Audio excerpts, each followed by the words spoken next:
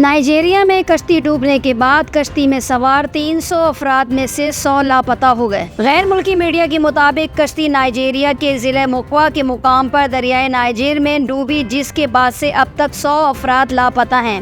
Reports के मुताबिक कश्ती मुकामी तौर पर लकड़ी से तैयार की गई, जिसमें 100 लोगों के सफर करने की गुंजाइश थी, मगर जब कश्ती रवाना हुई तो इस पर 300 लोग सवार थे, जिनमें अक्सरियत खवातीन और बच्चों की थी।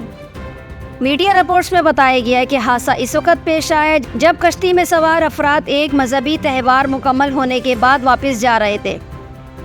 हादसे की इत्तला मिलने के बाद मुकामी हुकाम ने 150 अफराद को रेस्क्यू भी किया, लेकिन 100 अफराद ताहाल लापता हैं।